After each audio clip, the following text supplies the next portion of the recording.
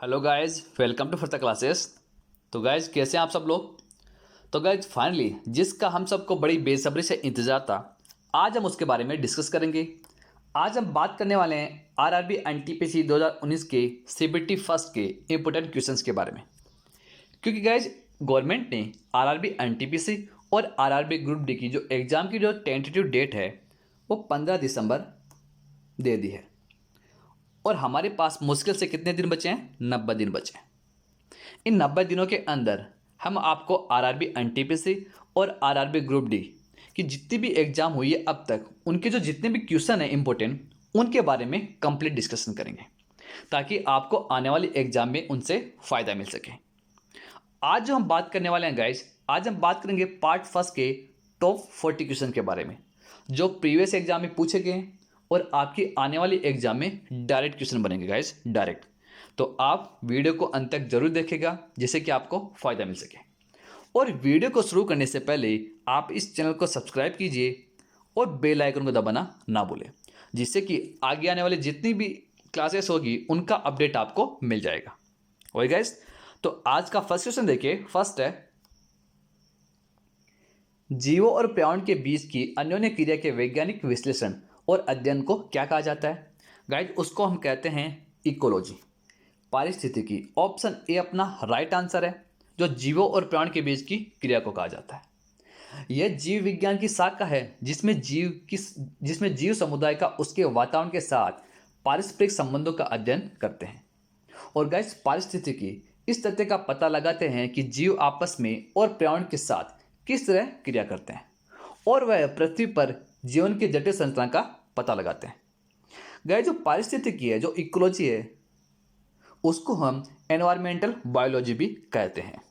और guys, next देखिए। Next है, बैडमिंटन के खेल में निम्नलिखित में से कौन सा एक हार्ड हिट और हेड शॉट है जिसमें शटल को प्रतियोगी के पाले में तेजी से नीचे की ओर हिट किया जाता है? गाइस, उसको हम कहते हैं स्मैश। ऑप्शन ए अपना राइट आंसर है। आपने कभी खेला होगा बैडमिंटन, तो आप ये नहीं बोलते क्या कभी आपने स्मैश मारा है, मतलब जोर से मारा है अगले के पाले के अंदर, तो आपने ये बोला होगा कि मैंने स्मैश मारा है, तो उसे क्या बोलते हैं? स्मैश कहते हैं। गाइस, जब बैडमिंटन के अंदर जो सिंगल और डबल प्लेयर भी खेल सकते हैं, और सबसे पहले 1804 के अंदर इसके बारे में पता लगा था, बैडमिंटन के बारे में। और बैडमिंटन के अंदर ओबर कप हो गया, BWF सीरीज होगी, ये क्या बैडमिंटन में होते हैं। नेक्स्ट देखिए। नेक्स्ट है, आधुनिक प्रिंटर की गति को मापने के लिए निम्नलिखित में से कौन सी इकाई का प्रयोग किया जाता है? गाइस, सबसे पहले जो इकाई मापी जाती थी वो सबसे पहले प्रयोग किया जाता था शब्द प्रति मिनट का, WPM का। लेकिन अभी आधुनिक के अंदर हम कौन सी इकाई का प्रयोग करते हैं? हम करते हैं पृष्ठ प्रति मिनट, PPM का। ऑप्शन सी अपना राइट आंसर है। आधुनिक प्रिंट की गति को मापने के लिए पृष्ठ प्रति मिनट, PPM की इकाई का प्रयोग किया जाता है। गैस, प्रिंट की उच्च गुणवत्ता व कम गुणवत्ता को बारे में बताता है। नेक्स्ट देखिए। नेक्स्ट है, निम्नलिखित में से कौन सा स्टेम सेल का एक प्रकार नहीं है? गाइस, इनमें से वो कौन है जो स्टेम सेल का प्रकार नहीं है? सबसे पहले हम देखेंगे कि स्टेम सेल होता क्या है, स्टेम सेल किसको बोलते हैं। गाइस, ये एक प्रकार की हस्तक्षेप इलाज पद्धति है, मतलब हाथों के द्वारा की जाने वाली इलाज पद्धति है। इनको मूल कोशिका भी कहते हैं। और ये ऐसी कोशिकाएं होती है जिनमें शरीर के किसी भी अंग का कोशिका के रूप में विकसित करने की क्षमता मिलती है, और इसके साथ ही किसी अन्य कोशिकाओं में बदली भी जा सकती है। इसको हम क्या बोलते हैं? स्टेम सेल, स्टेम कोशिका बोलते हैं। गाइस, इनमें से इसका एक जो प्रकार नहीं है वो है मेद। ऑप्शन डी अपना राइट आंसर है। लेकिन जो बाकी के जो है नाभिक रज्जु हो गया, भ्रूण हो गया, भ्रूण मूल्य हो गया, ये क्या है? स्टेम सेल के प्रकार है। ओके गाइस, लेकिन जो मेद है, ऑप्शन डी अपना है, वो राइट आंसर होगा, जो स्टेम सेल का प्रकार नहीं है। ओके गाइस, नेक्स्ट क्वेश्चन देखिए। नेक्स्ट है, मान सम्राट अशोक किस वंश के थे? गाइस, जो मान सम्राट है अशोक, वो किस वंश के थे? वो थे मौर्य वंश के। ऑप्शन ए अपना राइट आंसर है। मौर्य वंश के थे। इनके पिता का नाम था बिंदुसार, माता का नाम था शुभद्रांगी। ठीक है। जन्म इनका हुआ था लुम्बिनी। याद रखिए, एग्जाम के अंदर पूछा जाता है जो सम्राट अशोक है उनका जन्म कहाँ हुआ था? लुम्बिनी, लुम्बिनी के अंदर हुआ था। और इनकी जो मृत्यु हुई थी वो मृत्यु कहाँ हुई थी गाइस, बताएगा कोई? इनकी जो मृत्यु हुई थी वो हुई थी पाटलिपुत्र के अंदर, पटना के अंदर। और ये जो कलिंग का युद्ध हुआ था उसके बाद से ही भगवान बुद्ध की महानतावादी शिक्षाओं से प्रभावित होकर उन्होंने बौद्ध अनुयायी ग्रहण कर लिया। ओके गाइस, और ये कौन से वंश के थे? मौर्य वंश के, ये भी ध्यान रखना। तो ऑप्शन ए अपना राइट आंसर हो गया। ओके गाइस, नेक्स्ट देखिए, नेक्स्ट है निम्नलिखित मस्जिदों में से किसका निर्माण मुगल सम्राट शाहजहां द्वारा किया गया था? गाइस, शाहजहां के द्वारा बनाया गया था जामा मस्जिद। ऑप्शन ए अपना राइट आंसर है, जो दिल्ली के अंदर है। गाइस, शाहजहां उनका जन्म हुआ था लाहौर, पाकिस्तान 5 जनवरी 1592 को, और इनकी मृत्यु हुई थी 22 जनवरी 1666 को आगरा फोर्ट, आगरा के अंदर। और इसकी जो समाधि है वो कहाँ है? ताजमहल, ताजमहल के अंदर। गाइस, जो शाहजहां है वो कौन से घराने के थे? वो थे तैमूर का कुल के, जो तैमूर है उसके कुल के घराने से थे। पिता का नाम था जहांगीर और माता का नाम था जगत गोसाई। और जो शाहजहां है वो किस लिए प्रसिद्ध है? उन्होंने जो आगरा के अंदर ताजमहल बनाया अपनी बेगम किसके लिए? मुमताज के लिए। ओके गाइस, नेक्स्ट देखिए, नेक्स्ट है श्रीलंका तब सीलोन को किस वर्ष डोमिनियन ऑफ सीलोन के रूप में स्वतंत्रता प्रदान की गई थी? गाइस, कब की गई थी? ये की गई थी 1948 के अंदर। ऑप्शन ए अपना राइट आंसर है, 1948 के अंदर की गई थी। ओके गाइस, नेक्स्ट क्वेश्चन देखिए, नेक्स्ट है वैज्ञानिक नाम होमोसेपियंस। होमोसेपियंस का अर्थ क्या है गाइस? होमोसेपियंस का अर्थ है, उसका अर्थ होता है बुद्धिमान आदमी। ऑप्शन सी अपना राइट आंसर है। गाइस, होमोसेपियंस आधुनिक मानव स्तनपायी सर्वहारी प्रधान जंतुओं की एक जाति जो बात करने, सोचने, समझने, चलने और परिश्रम के साधन बनाने योग्य है, और मनुष्य है वह प्राणी जगत का सर्वाधिक विकसित जीव है। उसी को हम क्या बोलते हैं? होमोसेपियंस कहते हैं। नेक्स्ट देखिए, नेक्स्ट है निम्नलिखित में से किस देश को 2011 में स्वतंत्रता प्राप्त हुई? गाइस, 2011 के अंदर मिली है। वो कौन सा देश है? वो है साउथ सूडान, दक्षिण सूडान। ऑप्शन बी अपना राइट आंसर है, जिसको 9 जुलाई 2011 को जनमत संग्रह के पश्चात स्वतंत्रता प्राप्त हुई है। गाइस, यहाँ के राष्ट्रपति हैं वो है सल्वा कीर मायार्दित, और यहाँ की जो कैपिटल है वो है जुबा। याद रखिए, एग्जाम में पूछा जाता है साउथ सूडान की कैपिटल का नाम क्या है? वो है जुबा। और ये क्वेश्चन भी बनेगा कि कब स्वतंत्रता मिली? वो मिली थी 9 जुलाई के अंदर, 9 जुलाई 2011 के अंदर। नेक्स्ट देखिए, नेक्स्ट है कंप्यूटर के निर्माता या उपयोगकर्ता द्वारा एक बार प्रोग्राम किए जाने के बाद निम्नलिखित में से किसे संशोधित नहीं किया जा सकता? गाइस, किसको संशोधित नहीं किया जा सकता इनमें से? वो है रोम। ऑप्शन डी अपना राइट आंसर है, जिसको संशोधित नहीं किया जा सकता। गाइस, रोम की फुल फॉर्म जो एग्जाम में बहुत बार पूछी जाती है वो होती है रीड ओनली मेमोरी। एग्जाम के अंदर बहुत बार पूछी जाती है गाइस, याद रखिएगा। और जो रोम है यह कंप्यूटर और अन्य इलेक्ट्रॉनिक उपकरणों में इस्तेमाल करने का भंडारण है। और इसके जो टाइप हैं वो 3 टाइप होते हैं इसके। इसके फर्स्ट टाइप होता है वो होता है पी रोम, सेकेंड होता है ईपी रोम, और थर्ड होता है डबल ईपी रोम। इसके अंदर दे रखे हैं जो ऑप्शन ए है वो इसी के टाइप है, लेकिन रैम इसका टाइप नहीं है। ओके गाइस, नेक्स्ट देखिए, नेक्स्ट है जलियांवाला बाग हत्याकांड का आदेश किसने दिया था? गाइस, जो जलियांवाला बाग हत्याकांड हुआ था वो किसके आदेश के बाद हुआ था? किसके आदेश देने के बाद हुआ था जलियांवाला बाग हत्याकांड? यह किया गया था कर्नल रेजिनाल्ड डायर के द्वारा। ऑप्शन ए अपना राइट आंसर है। यह भारत के पंजाब के अमृतसर में स्वर्ण मंदिर के पास में 13 अप्रैल 1919 को बैसाखी के दिन हुआ था। गाइस, इंपॉर्टेंट है, 13 अप्रैल 1919 को एग्जाम के अंदर पूछा जाता है कि जलियांवाला बाग कौन सी डेट को और कौन से ईयर में हुआ था? 13 अप्रैल 1919 को हुआ था। किसने आदेश दिया था? कर्नल रेजिनाल्ड डायर ने दिया था। और जो ब्रिटिश है वो उनकी जो शर्मनाक घटना है, सबसे ज़्यादा जो शर्मनाक घटना वो यही थी, जलियांवाला बाग हत्याकांड। और इसी के बाद से ही ब्रिटिश शासन के अंत की शुरुआत हुई। नेक्स्ट देखिए, नेक्स्ट है निम्नलिखित में से कौन सा सत्य नहीं है। इनमें से कौन सा सत्य नहीं है। फर्स्ट दे रखा है रेटिना पर बनने वाला प्रतिबिंब उल्टा होता है। सेकंड दे रखा है रेटिना पर बनने वाला प्रतिबिंब मूल छवि से दोगुना होता है। और थर्ड दे रखा है रेटिना पर बनने वाला प्रतिबिंब का आकार वस्तु के समान होता है।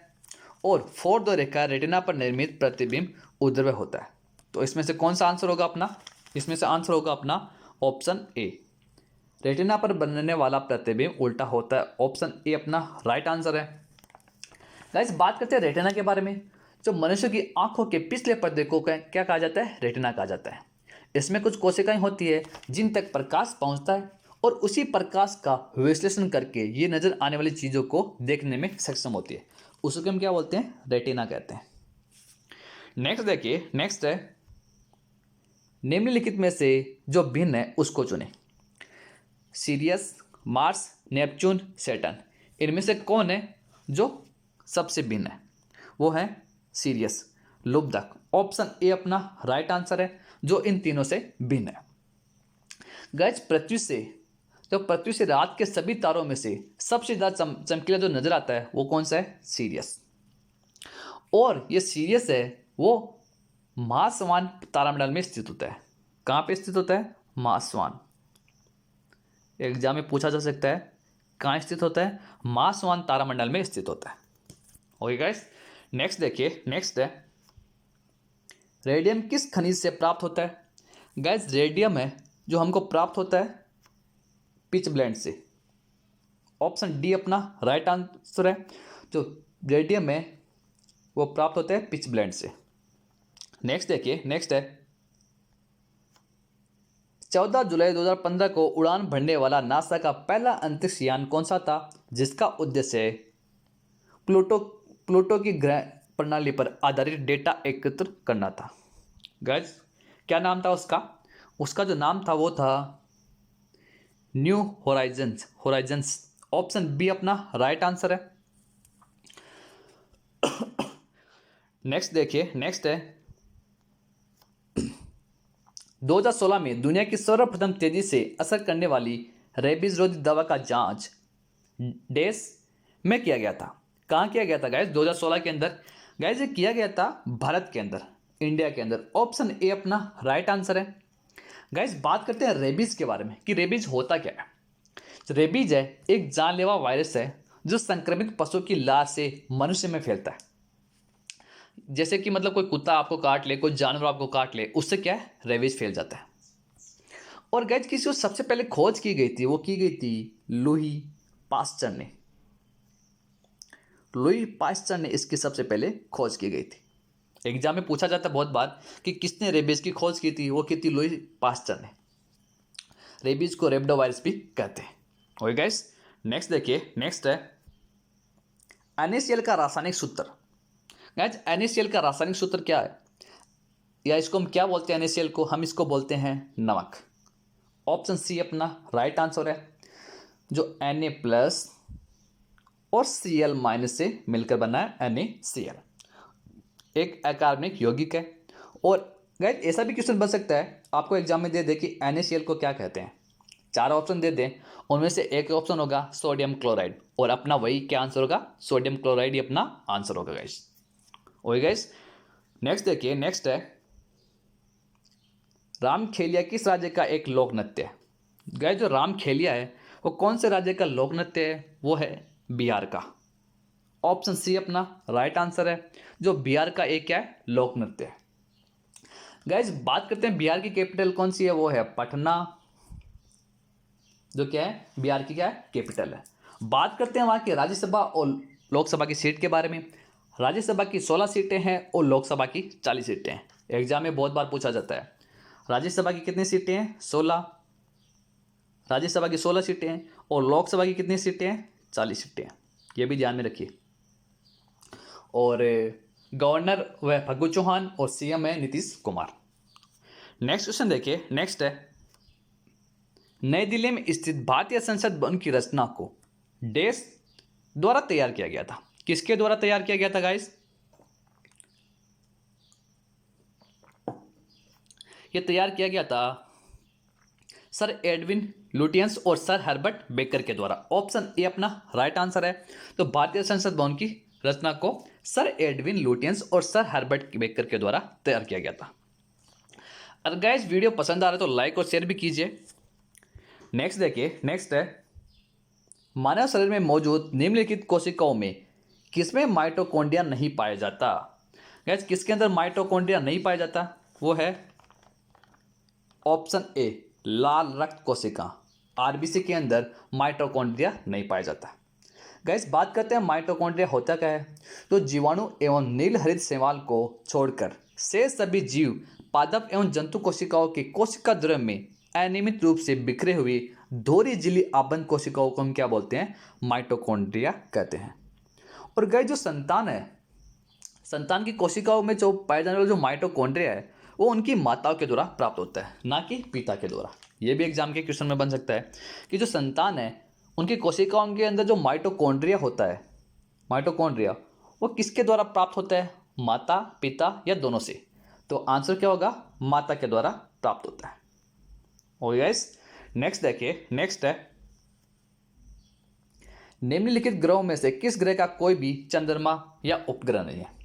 इनमें से वो कौन सा ग्रह है जिसका जो ना तो चंद्रमा है नहीं किसी या उसका उपग्रह नहीं है? उसका क्या नाम है? उसका नाम है वेनस, शुक्र। ऑप्शन सी अपना राइट आंसर है, जिसका कोई भी उपग्रह नहीं है। गाइस जो शुक्र है वो सूर्य से दूसरा ग्रह है और इसका जो नामकरण है वो प्रेम और सौंदर्य की रोमन देवी पर हुआ है। और गाइस जो प्रत्येक 224.7 पृथ्वी दिनों में सूर्य की क्या करता है? परिक्रमा करता है। यह भी एग्जाम में पूछा जाता है। 224.7 पृथ्वी दिनों में सूर्य की क्या करता है? परिक्रमा करता है। नेक्स्ट देखिए गाइस, नेक्स्ट है भारत के प्रधानमंत्री के पद हेतु नामित किए जाने के लिए एक व्यक्ति की न्यूनतम आयु कितनी होनी चाहिए? अगर गाइस आपको प्रधानमंत्री बनना है तो आपकी न्यूनतम आयु कितनी होनी चाहिए? आपकी जो न्यूनतम आयु है वो होनी चाहिए 25 वर्ष, यदि वह लोकसभा का सदस्य है। ऑप्शन बी अपना राइट आंसर है। अगर गाइज आप लोकसभा के सदस्य हैं तो आपकी जो आयु है प्रधानमंत्री बनने की वो 25 वर्ष होनी चाहिए। अगर गाइज आप क्या हैं? राज्यसभा से हैं तो आपकी जो आयु है वो होनी चाहिए 30 वर्ष। गाइज जो लोकसभा है वो क्या होता है? निचला सदन होता है और राज्यसभा क्या होता है? अपर सदन होता है। ओके गाइज नेक्स्ट क्वेश्चन देखिए, नेक्स्ट है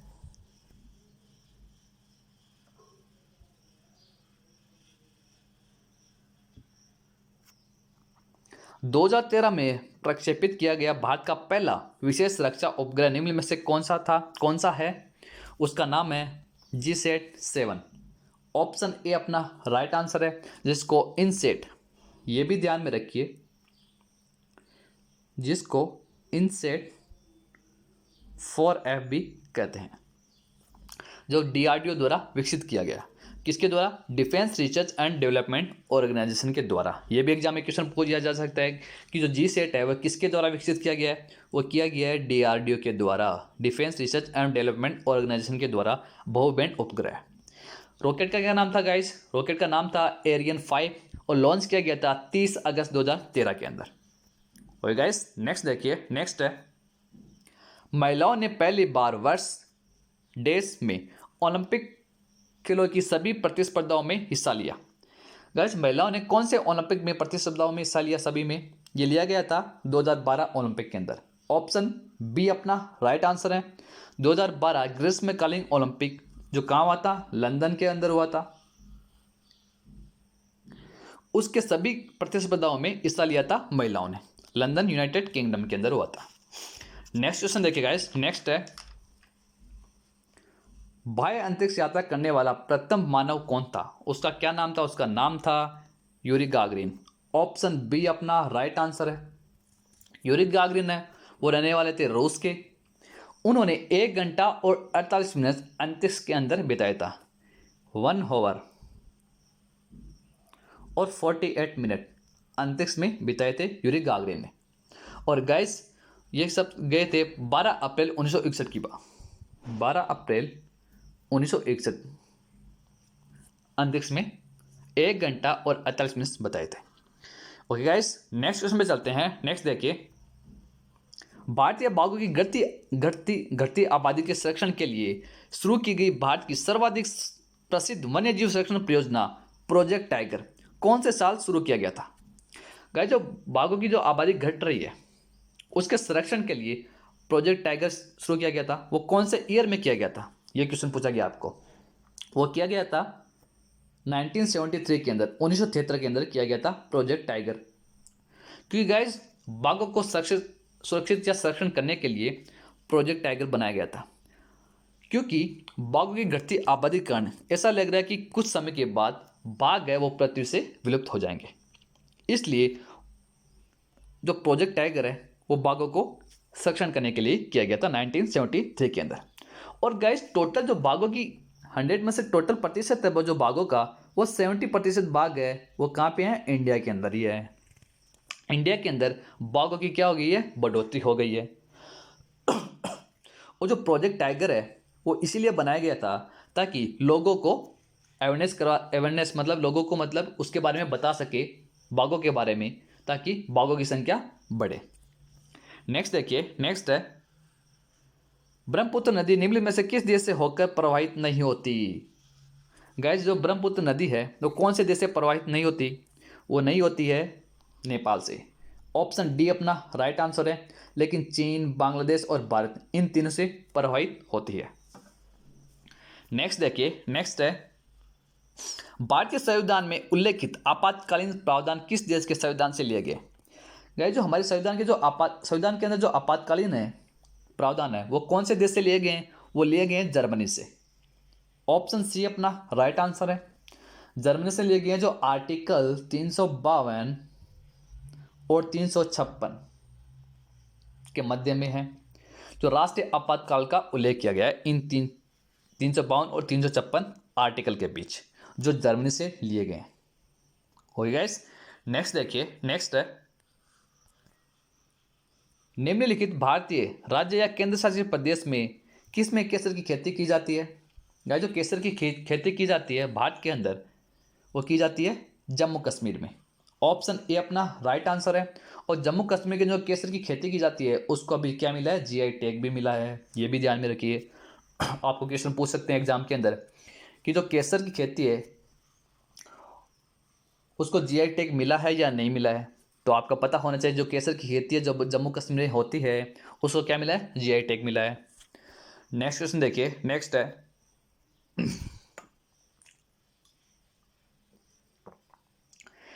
निम्नलिखित में से किस जर्मन वैज्ञानिक ने एक्स किरणों की खोज की? गाइज, एक्स किरणों की खोज करने वाले वैज्ञानिक का नाम क्या है? उनका नाम है विल्हेम रॉयंटजन। ऑप्शन ए अपना राइट आंसर है, जिन्होंने एक्स किरणों की खोज की थी, विल्हेम रॉयंटजन। नेक्स्ट देखिए, नेक्स्ट है, निम्नलिखित में से कौन सा जल प्रदूषण का कारण नहीं है? इनमें से कौन सा है जो जल प्रदूषण के कारण नहीं है? उसका आंसर होगा तट पर मछली पकड़ना। ऑप्शन सी अपना राइट आंसर है, जो जल प्रदूषण का कारण नहीं है। लेकिन सो गाइस, जो बाकी हैं, जो समुद्री डंपिंग हो गया, घर का कचरा हो गया, तेल फैलना हो गया, ये क्या है? हमारे समुद्र को प्रदूषित करते हैं, हमारे समुद्र को खराब करते हैं। नेक्स्ट देखिए, नेक्स्ट है, इस यमनी पत्रकार और राजेंद्र को मानव अधिकारों के क्षेत्र में उसके योगदान के लिए 2011 में नोबेल शांति पुरस्कार से सम्मानित किया गया। वह कौन है? किसको 2011 में नोबेल पुरस्कार से सम्मानित किया गया था गाइस? गाइस, ये किया गया था तवाकुल करमान। ऑप्शन बी अपना राइट आंसर है। तवाकुल करमान को 2011 के अंदर नोबेल शांति पुरस्कार से सम्मानित किया गया था। गाइस, नोबेल शांति पुरस्कार उन लोगों को दिया जाता है जो दुनिया के अंदर जो शांति के क्षेत्र में कार्य करते हैं, उनको नोबेल पुरस्कार से सम्मानित किया जाता है। और नोबेल पुरस्कार की जो शुरुआत है वो अल्फ्रेड नोबेल के द्वारा की गई थी। अल्फ्रेड नोबेल ये चाहते थे कि उनकी जो जितनी भी संपत्ति है उन संपत्ति का हर साल उस व्यक्ति को दिया जाए, उस व्यक्ति को कुछ हिस्सा पुरस्कार के अंदर दिया जाए जो शांति के क्षेत्र में कार्य करे पूरे देश के अंदर।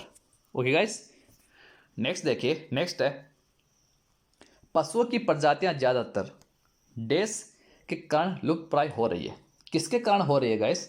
गाइस ये हो रही है आवास विखंडन के कारण। ऑप्शन ए अपना राइट आंसर है। क्योंकि गाइस आपको पता है आवास विखंडन कैसे हो रहा है, क्योंकि प्राकृतिक आपदाओं के कारण आवास विखंडन हो जाता है और मनुष्य है अपने लाभ के लिए जंगलों को काट रहा है, पर्यावरण को प्रदूषित कर रहा है। उसी के कारण जो प्रजातियां हैं पशुओं की वो क्या है, लुप्त हो रही है, वो एक स्थान से दूसरे स्थान जा रही है। इसलिए ऑप्शन ए अपना राइट आंसर होगा, आवास विखंडन। नेक्स्ट देखिए, नेक्स्ट है मूल तत्वों की आवास सारणी बनाने वाले पहले वैज्ञानिक कौन थे? उनका क्या नाम था? उनका नाम था मेंडलीफ। ऑप्शन सी अपना राइट आंसर है, जिन्होंने मूल तत्व की आवास सारणी बनाने वाले पहले वैज्ञानिक बने। गए जो केवल एक ही तरह के परमाणु से बने होते हैं, जैसे हाइड्रोजन हो गया, सिलिकॉन हो गया, नाइट्रोजन हो गया, ये क्या होते हैं? मूल तत्व होते हैं। और 2007 तक कुल 118 तत्व खोजे जा चुके थे या पाए जाते हैं 2007 तक, और जिसमें से 94 एलिमेंट है, जो 94 तत्व है वह धरती पर प्राकृतिक रूप से विद्यमान है। गाइस एग्जाम के अंदर यह भी क्वेश्चन पूछा जा सकता है कि अब तक कितने एलिमेंट खोजे जा चुके हैं, तो अपना आंसर क्या होगा? 118। जिनमें से प्राकृतिक तत्व कौन से हैं? प्राकृतिक तत्व कितने हैं? 94 हैं, ये भी ध्यान में रखिए। नेक्स्ट देखिए, नेक्स्ट है एशिया का सबसे पुराना तेल उत्पादक क्षेत्र कहां पर स्थित है? एशिया का तेल उत्पादक क्षेत्र है वो है असम के अंदर। ऑप्शन बी अपना राइट आंसर है, असम के अंदर एशिया का सबसे पुराना तेल उत्पादक क्षेत्र है। नेक्स्ट क्वेश्चन देखिए, नेक्स्ट है होमो सेपियंस के रूप में वर्गीकृत किए जाने वाले प्रारंभिक होमिनाइड्स डेस थे। आंसर क्या होगा? आंसर होगा क्रो-मैग्नन। ऑप्शन बी अपना राइट आंसर है। और गाइज होमो सेपियंस आपको पता होगा कि होमो सेपियंस क्या है? यह मनुष्य वह प्राणी जगत का सर्वाधिक विकसित जीव है, होमो सेपियंस का। ओके गाइज, नेक्स्ट देखिए, नेक्स्ट है निम्नलिखित कीटनाशकों में से किसका हानिकारक प्रभाव केरल में स्वास्थ्य मुद्दों का प्रचार करते समय मीडिया की नजर में आए? कौन सा है गाइज? वो है एंडोसल्फान। ऑप्शन ए अपना राइट आंसर है, जो स्वास्थ्य मुद्दे का प्रचार करते समय मीडिया की नजर में आया था, एंडोसल्फान। गैस एंडोसल्फान है एक प्रतिबंधित कीटनाशक है। इसका उपयोग 1940 से 1960 के दौरान कीटनाशक के रूप में कृषि और मत्स्य नियंत्रण हेतु बड़े पैमाने पर किया जाता था। नेक्स्ट देखिए, नेक्स्ट है निम्नलिखित में से कौन सा यौगिक गुर्दे की पत्थरी का निर्माण करने वाला सर्वाधिक सामान्य यौगिक है?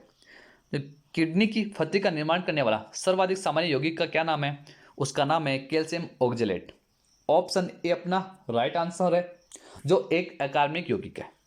और गाइस जो इसका रंग होता है वो सफ़ेद सॉलिड होता है, मीन्स कि वाइट सॉलिड होता है। और इसका जो सूत्र है ये भी ध्यान में रखिए, एग्जाम में पूछा जाता है। इसका जो सूत्र होता है वो होता है CeC2O4, कैल्शियम ऑक्जेलेट। नेक्स्ट देखिए, नेक्स्ट है एक मानव जीभ में औसतन कितनी स्वाद कलिकाएं मौजूद होती है? गाइज हमारी जो जीभ होती है उसके अंदर कितनी स्वाद कलिकाएं होती है? ये होती है 2000 से 8000। ऑप्शन ए अपना राइट आंसर है। नेक्स्ट क्वेश्चन पे चलते हैं। नेक्स्ट क्वेश्चन देखिए सफेद रेगिस्तान भारत के निम्नलिखित राज्यों में से किसमें स्थित है? गाइज जो सफेद रेगिस्तान है ये स्थित है गुजरात के अंदर। ऑप्शन ए अपना राइट आंसर है। कच्छ को सफेद रेगिस्तान का नाम दिया गया है। जो गैस गुजरात के अंदर जो कच्छ है उसको सफेद रेगिस्तान का नाम दिया गया है, जो 1600 किलोमीटर में फैला हुआ है। कितने किलोमीटर में फैला हुआ है? 1600 किलोमीटर के अंदर फैला हुआ है और अपने नमक के उत्पादन के लिए बहुत प्रसिद्ध है। तो उसी को हम क्या बोलते हैं? सफेद रेगिस्तान। और गैस तो गैस ये थे RRB NTPC CBT 1 2019 के इंपोर्टेंट क्वेश्चंस जो आपकी प्रीवियस एग्जाम में पूछे गए थे। आपकी आने वाले एग्जाम में भी 100% गाइस 100% डायरेक्ट क्वेश्चन बनेंगे। और आई होप कि आपको सेशन भी अच्छा लगा होगा। अच्छा लगा तो वीडियो को लाइक और शेयर भी कीजिए और चैनल को जरूर सब्सक्राइब करें, जिससे कि आपको आने वाली नई क्लास है उसकी अपडेट आपको मिल जाएगी। ओके गाइस, तो मिलते हैं गाइस नेक्स्ट सेशन में नेक्स्ट आरआरबी एनटीपीसी के इंपॉर्टेंट क्वेश्चंस के साथ। तब तक के लिए thank you, good bye and take care.